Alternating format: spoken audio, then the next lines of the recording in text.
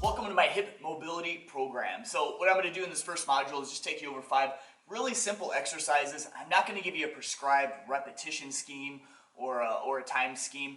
Really, every day is a little bit different to me when I go through this. So some days I feel like doing it longer, some days I don't need it as much, but I try to do it daily. So here's the first 5 movements I want to give you, all right? Super simple to start. All you're going to do is your feet flat, hands behind you, and you're just going to put the inside of your knee to the mat. So you're just going to go touch, touch. We're just going to work your way back and forth. Now, depending on your flexibility, like I teach a lot of little kids, and some kids can get this leg completely straight up and down, and this leg is all the way down. I clearly can't. They're like hypermobile in their hips. So that's what I'm striving for, although I'm not quite there yet. If you can do that, fantastic. This is just a way to start getting the hips moving. If you want to let the opposite leg like this, so you touch the inside down, if you want to let it flop kind of open like this, no problem too, because I can feel my hips getting warmer, getting looser, and it's all about opening the knees, closing the knees, back and forth. So pick what feels right for you, okay? And then after you do this, let's say it's been 60 seconds, you're going to go on to the next exercise, okay? So what we're going to do now is no hands. I'm going to let both legs flop down like this. So one knee is, the inside is open, one knee is closed. And all you're going to do the best you can, you may need to use your hands here, but you're going to flop both of them back and forth. And what I want you to do is keep practicing until you can do this without your hands touching the mat. So this may not seem like a big deal to you yet, but what you're going to do is once you can do that, so after you go back and forth, you're going to try to drop your chest down, go towards this back knee, back out, up. So you're just adding a small little rotation, hinging at the hip, coming up.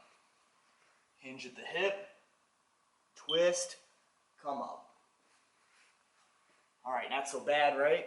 Now what we're going to do is you're going to add, one leg is going to go out straight. Hands can go behind you. Exhale, just breathe out. Exhale as you go down. Leg comes in. We're going to switch to the other side. No hands if you can. Extend your leg out. Try to not let those toes point out if you can help it. Pull them up. Exhale as you go down. In. Back up. And then to the other side. Again, I'm not going to give you a prescribed repetition or how long to do it. That's going to be entirely up to you. Okay, now after you've done this, we're going to come back to here, this 90-90 position. We're going to flip again. Rear leg is going to come up, step, drive your hips forward and down, keeping your posture so your chest is out. We're going to go forward, down, push back, set your foot down, sit, flip the legs, back. This leg is going to step up, out. Hips are going to go down, forward, come back. Back to this 90-90 position, okay? Now, as you start doing this and get warmer, this foot, if you're not really flexible, it's going to tend to go in. What I want you to do is try to drive it out the best you can, okay? Not to the point of injury, but instead of letting it fold this direction, swivel it out as you go down, and I bet you'll feel it even more when you do it that way. Flip, rear leg steps up. See, this foot, I'm going to try to go out, and my hips go forward and down as I start going back and forth.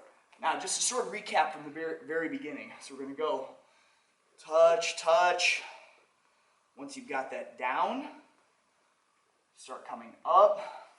No hands, back and forth.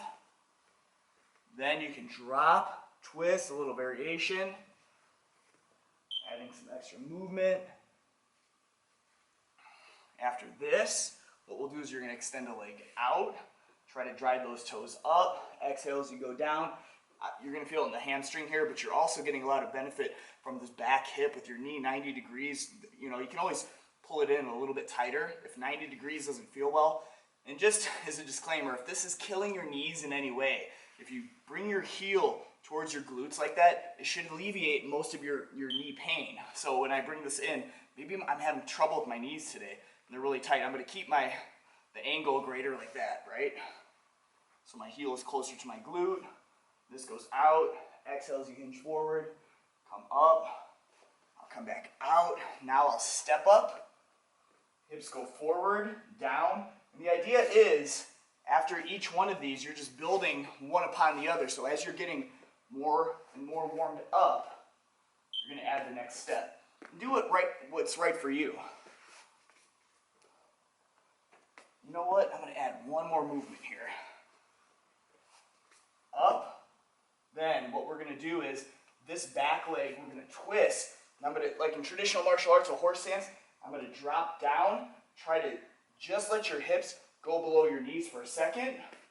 Drop back, out, switch, step up, hips, come up, drop that same knee down, and then back and forth, okay? Edit there.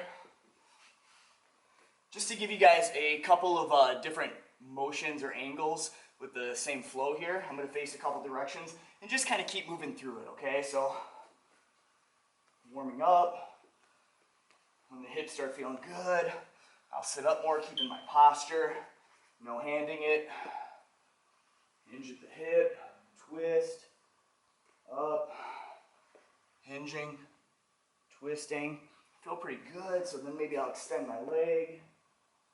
Going to the next side, extending my leg, hinging at the hip. Still feeling good, so maybe I'll move on to the next one. I switch, I flip 90 degrees. Up, twist, drop the hips. Hold for a second or two. You can even go left, right. Try to relax the hips, get them to drop further and further down.